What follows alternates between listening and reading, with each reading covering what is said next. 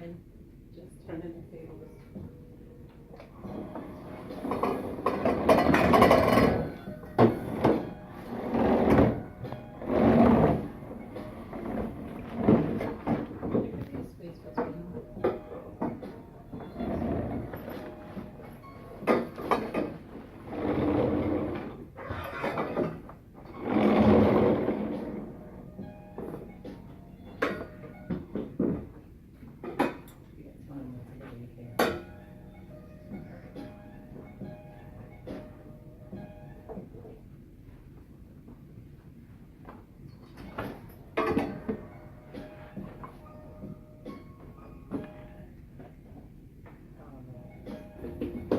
Can y'all see this? It's too low.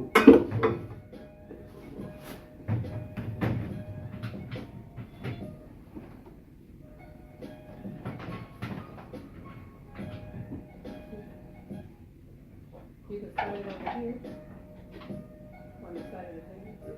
It's like really cold.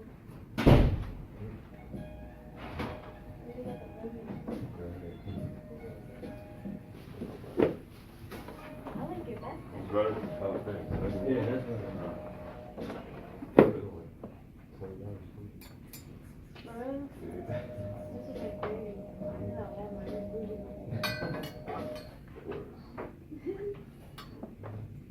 Alright, so we'll get started. This is our quote for the day. A little bit different on the bigger board. So take a few minutes to reflect on it in your heads. If you have your notebook, you can write it down. If you don't, it's okay. We'll come up with a reflection and let's talk about it.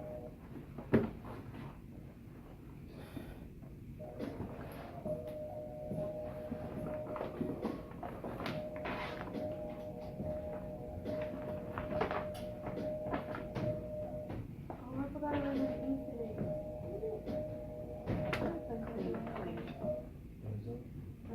Probably good.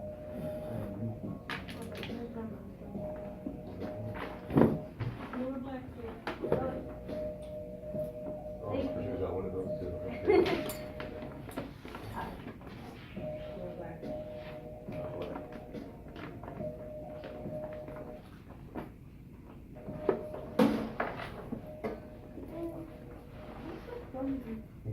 Like, before you came, I just dropped a whole bunch. I dropped like two, and I picked them up, and I was like, and I put them in a bin, and then I dropped a whole bunch. Yeah, I was like,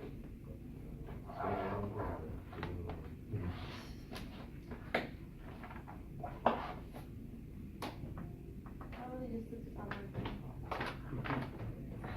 I don't know what I'm doing. Steve Levinson, that's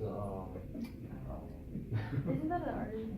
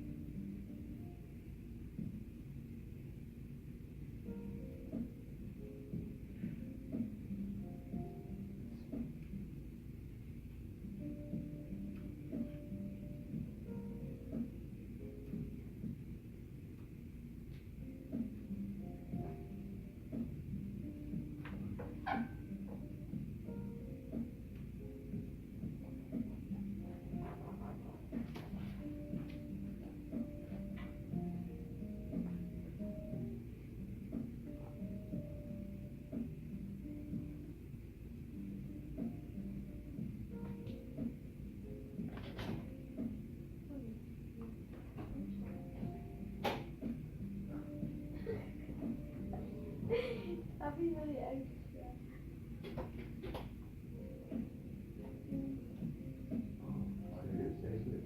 See, yeah, I feel childish. I be wanting to stick it on my foot. I don't see that. Is my name here? Yeah. Oh, yeah. I don't just like cracking up. This is how I force people to do it with me. I was like, you doing check? You're like, no, I'm You good? just like, You good? You got something? Alright, let's talk about it. Let's talk about it.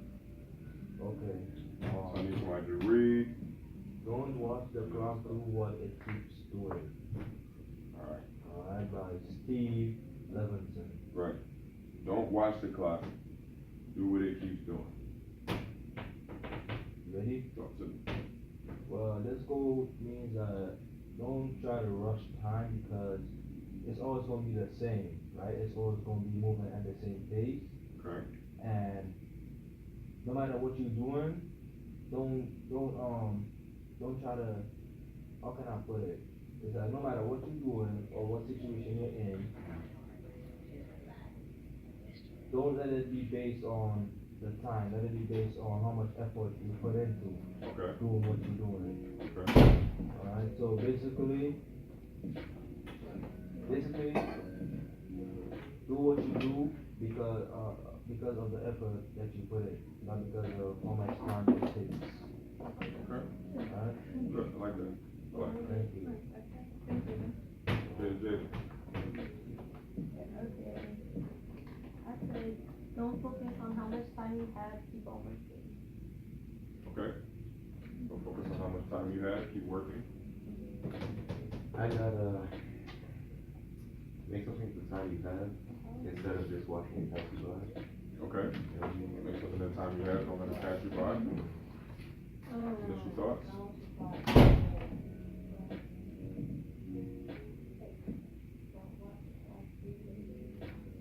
I don't understand. So what does the clock continue to do? It's gonna be going. Yeah. It's gonna keep going. Right. So a couple of interesting viewpoints. Carrick, I like what you said because it took me to a different place that I had initially thought about, or a place that I didn't go when I first read this quote. So when I first read this quote, I didn't think about time moving quickly. I didn't think about rushing. Right. I thought about wasting time. Right. So when I think of watching the clock, I think of someone just sitting idly by, just wasting time, just kind of sitting, waiting around, hoping for something to happen. I don't think of it as someone looking at the clock and trying to do something, looking at the clock and trying to do something, looking at the clock and trying to do something, right? Good. What time do we leave at 4:32? We'll see. We have a speaker today, so maybe a little different. But you have to go, that's fine. No, I need to know if it's something that I'm right now. This one doesn't know, like, I think it's just what they do or. I would say closer to 5 o'clock. Alright. So, I like that you said that because that gives us a different perspective of time and how we use it, right? And how we perceive time and how we perceive how much time we have left. So, some of us sit and we watch the clock and we say, well, I got a little bit more time. I can wait on that. Right? We procrastinate. Right. Others look at the clock and say, oh my gosh, it was just 3:45, now it's 3:50. Right. I'm running out of time. And we rush things, right? And when we rush, sometimes the quality of our, whatever we're doing goes down. But to what the other three of you said about making something of your time, that is more of what I took from initially reading this quote, is to make value of the time that you do have and to not sit idly by and not get things done and procrastinate and think that you don't have whatever it may be that you need to accomplish whatever it is that you have set out, but rather to just go ahead and get started and get going with it. All right, so it's very good that we have both viewpoints, right? We need to make sure that we're not rushing, but we're not wasting time, right? So we have time, but we have no time to waste. Okay, so always keep those things in mind. All right. I'm going to turn the floor over now to our guest, and he is going to come with some very valuable lessons for us. Alright, so I need all of you all to give him your full and undivided attention as you do me. And let's get something out of the many jewels that he has to get. Your floor, sir. Yes, sir. No problem. How is everybody doing today? Good. Good, okay. All right. So let me introduce myself.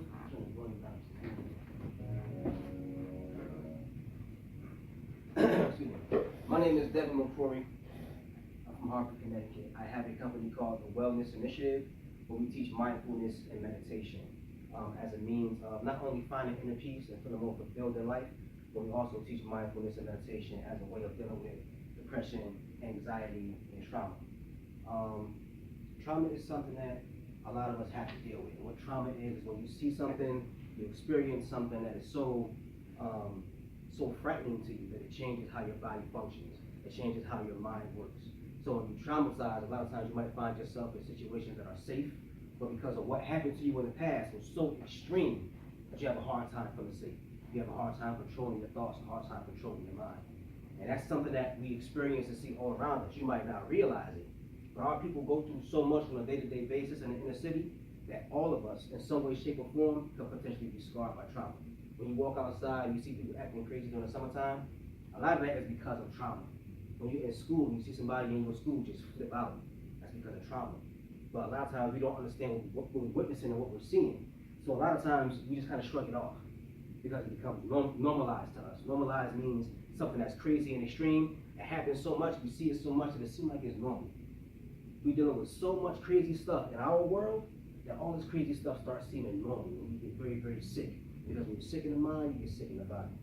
And I want to give you all a basic idea of how much stuff we're going through. And nobody has to put their business out there, don't say nothing, but I want to ask a couple of questions.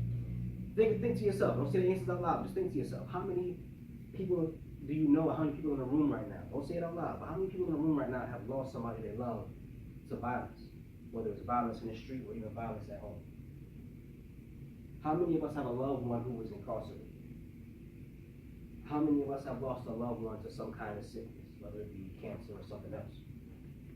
How many of us have lost a loved one to addiction or has a loved one who is suffering from addiction right now?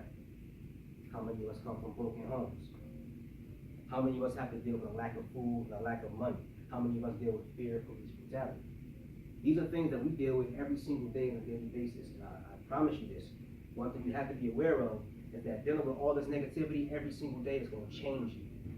That's what trauma is. It's being changed because of all the negativity that surrounds you. Now we're going to go over a couple of numbers. I'm going to go over some numbers real fast to give you an idea how deep our trauma and our pain is. 1 in every 9 black children have an incarcerated parent. So when you see your friends at school, 1, 2, 3, 4, 5, 6, 7, 8, 9, one of them will have a parent, mother or father, that's in jail, right? Black Americans are 5 times more likely to be incarcerated than other races. In some states, instead of 5 times more likely, 10 times more likely. In New Jersey, you're 10 times more likely to go to jail, right? You're 8 times more likely to die from gun violence. In 2015, there was between 8,000 and 10,000 homicides due to gun violence in America. And they typically were minorities in urban areas, right? You're twice as likely to have less access to food or not enough food in your life. You're dealing with a lot of pain.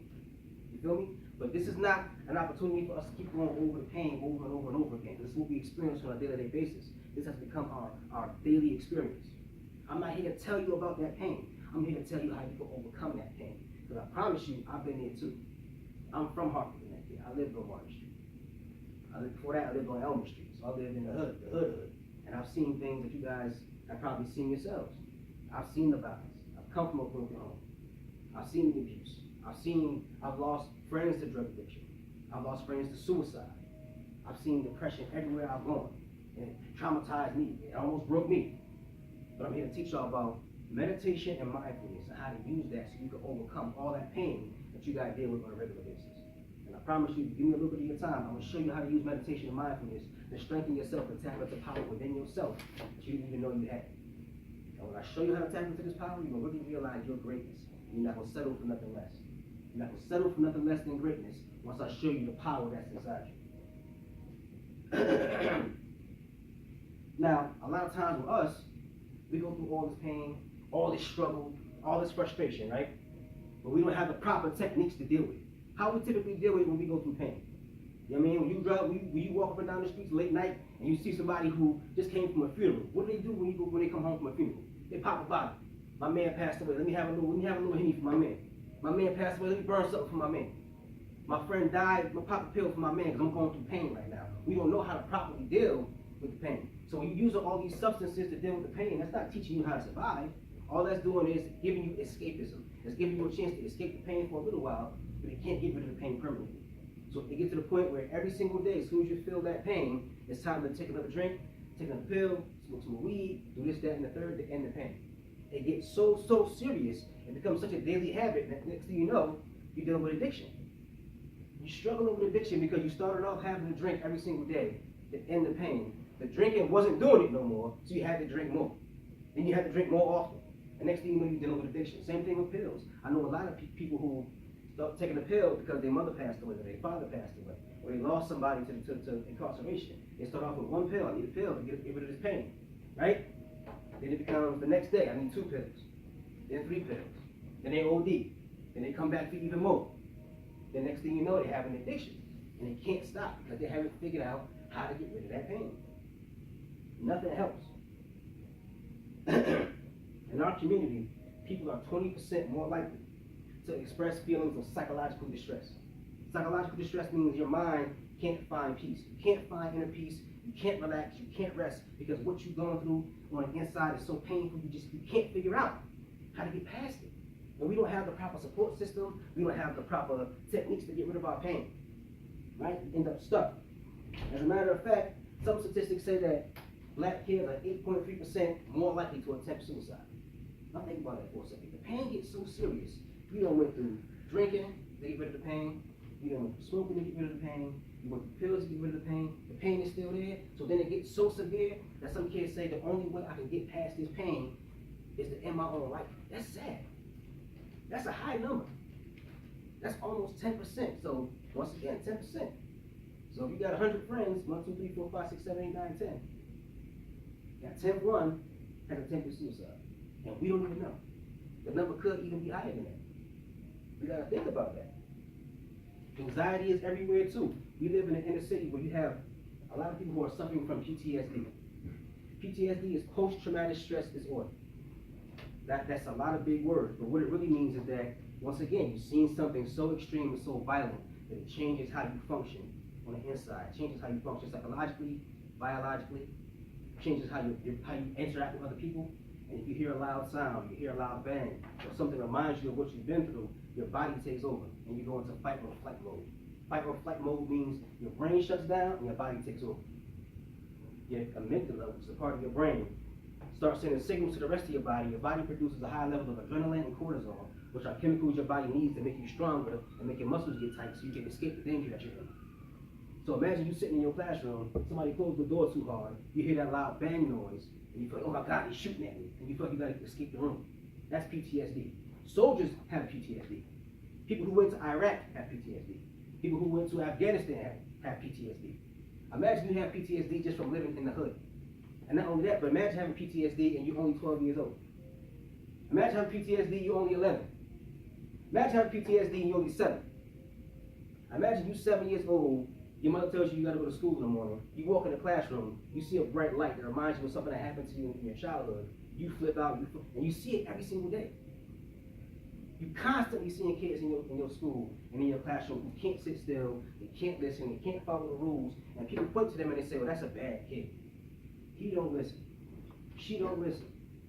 But on the low, these young men, these young women are dealing with so much pain, they're not bad. To me, there ain't no such thing as a bad kid. You came into the world clean. You came into the world innocent. So how you bad by the time you're 7? That don't make no sense.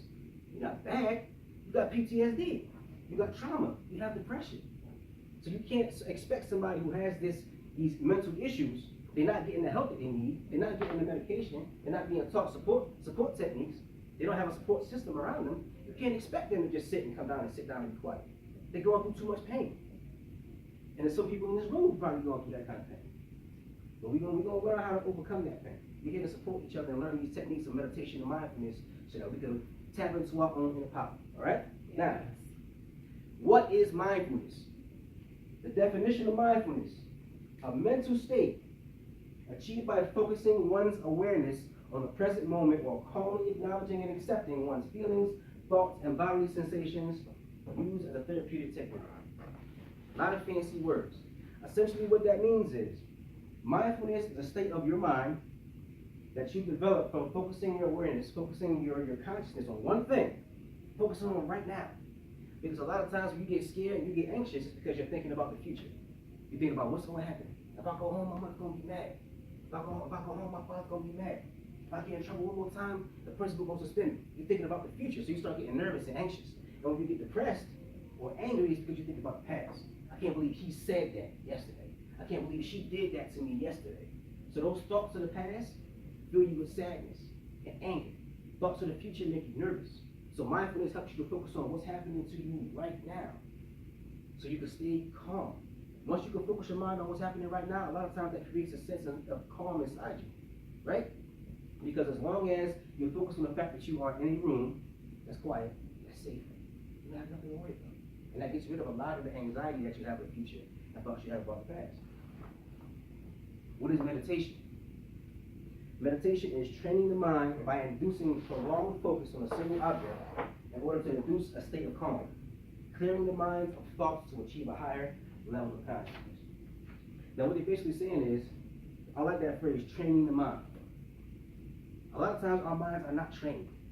Especially not if y'all watch a lot of TV, you look at your phone all the time, you go on the computer all the time, your mind is working, but your mind is not trained. That's why a lot of times when you want to achieve your goals, it's hard to achieve your goals. In order to achieve your goals, you got to focus and train your mind. If you want to go to the Olympics, you got to train your mind. Like you want to get strong, you train your body. But you also need to train your mind and strengthen your mind. And meditation is a technique where you can focus your mind on just one thing. Focus your mind on one thing as a means of making your mind stronger, focusing and increasing your concentration, so you can achieve a higher level of consciousness. What do we mean by higher level of consciousness?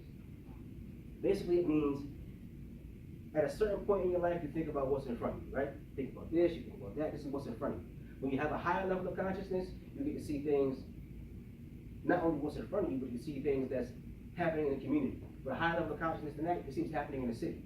With a higher level of consciousness than that, you can understand what's happening in the world. With the highest levels of consciousness, you can understand what's happening in the universe all around you. The highest levels of consciousness, awareness, means that you are fully aware of what's happening, what's real around you, but you also have an awareness of what's real inside you. But you have to train your mind in order to do that, because your brain is a machine that makes up thoughts nonstop. And a lot of those thoughts are thoughts you don't want. A lot of those thoughts are not even yours. Most of the thoughts in your head is thoughts you got from TV. Most of the thoughts in your head is thoughts you got from songs. Most of the thoughts in your head is thoughts that somebody else, whether it be your father, your mother, or somebody in your neighborhood, said to you.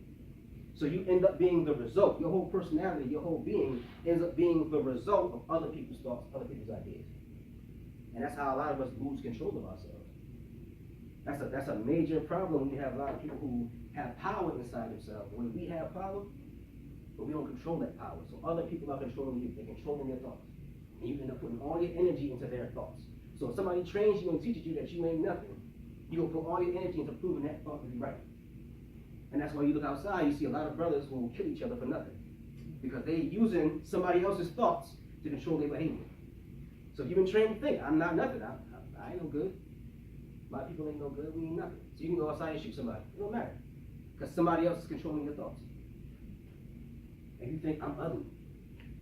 You manifesting somebody else's thoughts. And that's how you're going to live your life. You're never going to tap into your true power if somebody else's thoughts is controlling you. So what we have to do is we have to use mindfulness and meditation as a means of tapping into our true power. Now, how much power do you have inside you? I think it's important for us to truly understand how much power meditation can give us and how much power we have within us. Now, I don't want to get too scientific, I don't want to talk too much, but understand this. You are everything. I'm not saying it as a joke. This is true spiritual truth. You are everything. The elements and the power in the universe are in you. the elements and the power and the earth are in you. In the stars, there are elements that are inside your body. Oxygen, hydrogen, nitrogen, iron, all these come from stars. So you are literally a star walking around. A supernova blew up in space billions of years ago, traveling through the heavens and fell down to the earth, and eventually over time you came forth. You are a star. A walking, talking, breathing star. There is all the elements in you. There's earth in you. There's water in you. There's fire in you. All of that is in you. There are elements in the earth. There's magnesium, potassium, selenium. All these elements that are in the earth are also in you. So the same power you see in a star when it blows up, that power is inside you. The same power you see in an ocean, you might look at a tsunami in the ocean and be like, that's a lot of power. That same power is in you. You have the power to create your own reality. And I'm not saying that metaphorically. You have all power within the universe, so why can't you create your own life the way you want?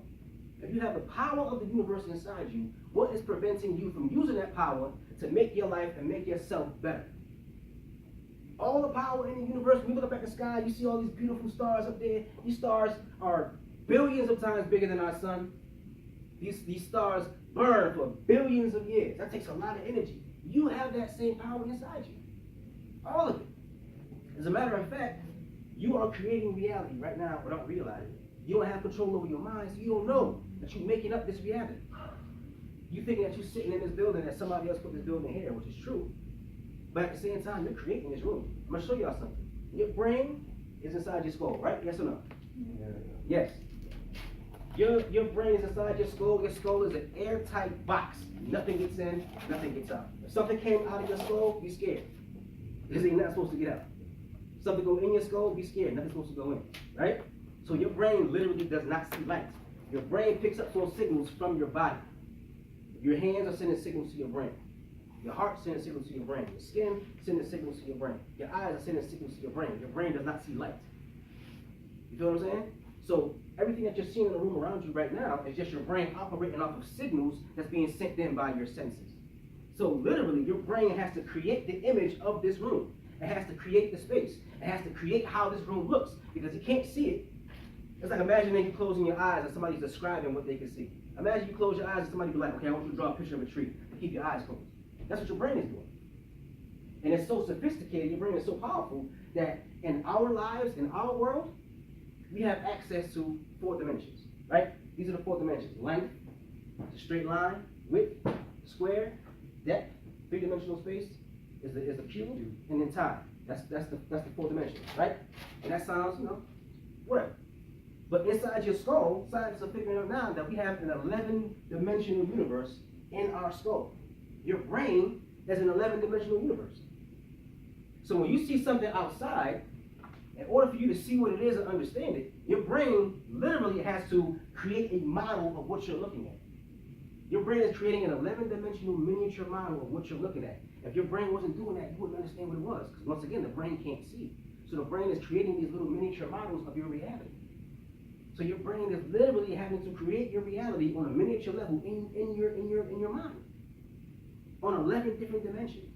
It can only understand the 3-dimensional, 4-dimensional world by creating 11-dimensional miniatures of it inside your brain. So your brain is that powerful where it's functioning on 11 different dimensions. Not just 4, 11. Now this sounds crazy complicated. That's why it's some science fiction stuff. But I want you to have an idea of how powerful your brain is. Your brain, as you go along throughout the course of the day, is creating your reality. Think about that. So when you go outside and you see horrible things happening, you might hear about somebody getting shot. You might hear about somebody being addicted to drugs. You might hear about something that might be scary to you. That is somebody else's reality. Somebody created that. It ain't just happened randomly. Somebody created that reality in their mind, and it spreads to everybody else. Because what you consider to be reality is just a social agreement between yourself and other people. Meaning that none of this really exists, but because everybody thinks it's real and thinks this is how it's supposed to be, that's why you see things that you see. Because we all made an unconscious agreement to let things get bad like this. But if you understand how powerful your brain is, you can say to yourself, I'm going to change this reality. I don't like this reality. I don't like seeing my brothers and sisters go to jail. I don't like seeing my people get shot. I don't like seeing none of the pain and anguish that we're going through. I don't want to lose no more loved ones. I don't want to see no more of my people standing around high on pills all day. That's the reality that we have to deal with. But once you understand the power of your mind, the power of focusing your mind and gaining control over your thoughts, you can understand that you have the potential within you to change that reality. How many people want to see a different reality in our city? It's okay to raise your hand. Raise your hand. Who want to see something different? Raise your hand. That's the high. I want to see. Because I want y'all to understand that you have to have faith in yourself. When I say if you're going to change the reality, you know what that means? That tells me you don't have no faith. You don't have no faith in your ability to change the reality. And that's okay, because you were raised in an environment that the first thing they did was crush your faith in your own power. As soon as you came out, they said, you can't do this, boy. You can't do this, girl. You gotta stay in your lane. The first thing they taught you. Before they taught you how to speak, they taught you that you were designed to suffer and deal with it. How many times, and you don't have to raise your hand, just think about it. How many times has anybody told you you can do whatever you want in life? How many times has anybody ever told you you have the power to create reality? How many times has anybody ever told you in your life that your brain creates miniatures of the universe around you, and once you learn how to focus that, you can create the universe that you want? If you were taught that from an early age, you could literally have changed the whole city. But we're going to learn right here, right now, today, how to use meditation techniques to control your mind, how to control your thoughts, and eventually how to control your reality. Whatever happens here, it's going to happen here. Whatever happens here, it happens all around you. Now this is what we're going to break down meditation a little bit. What happens when you meditate? A lot of times when people meditate, you see people close their eyes, right? So when you close your eyes, you're shutting down your sensory input, right? So this is how your brain is functioning when your eyes are open and you're walking around and seeing things and talking. You make these brain waves, meaning that your brain is working at this rate, which is very quick. These are very quick brain waves in your alpha brainwave state. Now, when you close your eyes, you shut down a little bit of your sensory input. You can still hear, still smell, still taste, still feel, but you're shutting down your vision. So your brain slows down a little bit. You enter a beta brainwave state. Your mind is starting to relax a little bit, right? Once you keep your eyes closed and you use meditation techniques, you'll tap into a theta brainwave state. That means your mind is moving very slowly, you're very relaxed, you're very calm. You feel like you might be going off into a little sleep.